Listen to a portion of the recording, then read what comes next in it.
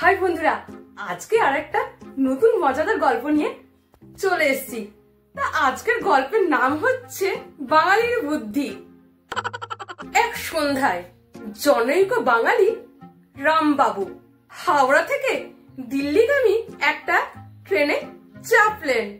তো কিছুক্ষণ পর রামবাবুর সামনের সিটে এক বিহারী ভদ্রলোক উঠলেন।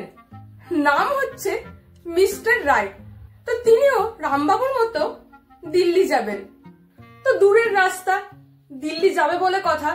তো দুজনেই বাড়ি থেকে কিছু টিফিন নিয়ে এসছেন। তো রাত্রে শুতে যাওয়ার আগে রামবাবু আর মিস্টার রায় দুজনেই খাবার নিয়ে বসলেন। মিস্টার রায় থালায় সাজালেন ঘি দিয়ে ভাজা পরোটা আর কষা মাংস, আর রামবাবু তার থালায় সাজালেন ভাত আর কয়েকটা পুঁটি মাছ ভাজা আর পটলের তরকারি।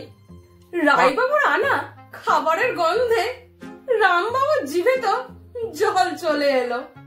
তো দুজনে মুখোমুখি খাওয়া শুরু করবেন, ঠিক সেই মুহূর্তে মিস্টার রায় রামবাবুকে বললেন, দাদা আপনাকে একটা কথা বলি। রামবাবু, হ্যাঁ বলুন না, কি কথা?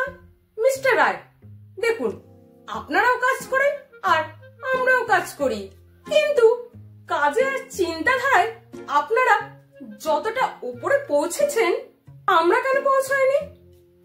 রামবাবু তখন রায়বাবুকে গম্ভীর স্বরে বলেন, কারণ আপনাদের বুদ্ধি কম, ইসিলিয়ে।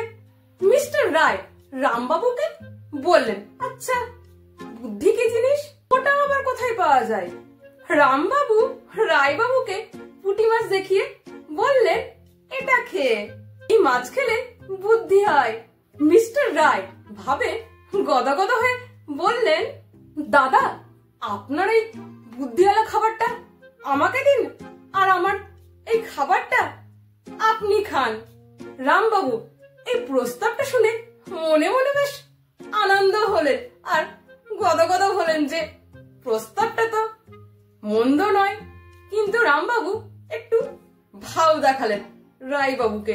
প্রস্তাবটাতে রামবাবু মনে মনে আনন্দ পেলেও রায়বাবুকে গম্ভীর স্বরে বলেন, না তা কি করে হয়, তাতে তো আমার বুদ্ধি কমে যাবে। তখন মিস্টার রায় রামবাবুকে বললেন, আরে দাদা আপনি তো অনেক আগে থেকে এই বুদ্ধিওয়ালা মাছ খেয়ে অনেক বুদ্ধি বাড়ি নিয়েছেন, কাজেই একটা দিন যদি আপনি এই মাছটা না খান এমন কিছু আপনার ক্ষতি হবে না আর বুদ্ধি কমে যাবে না। রামবাবু একটু গম্ভীর ভাব দেখিয়ে মিস্টার রায়ের সাথে নিজের খাবারটা বদলা বদলি করে নিলেন।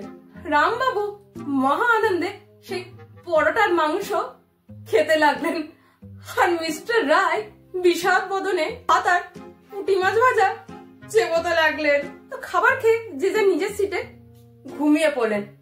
কিন্তু পরের দিন সকালে মিস্টার রায় ভালো মতোই বুঝতে পারলেন যে ওই বাঙালি ভদ্রলোক রামবাবু তাকে ডাহা ঠকান ঠকিয়েছে।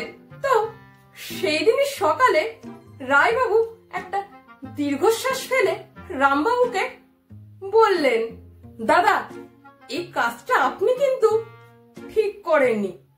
রামবাবু, কোন কাজটা?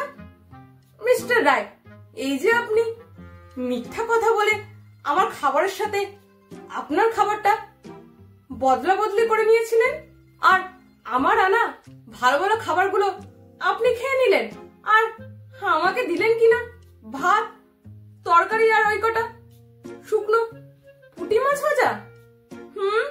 আপনি মস্ত ঠকবাজ লোক তো হে মশাই।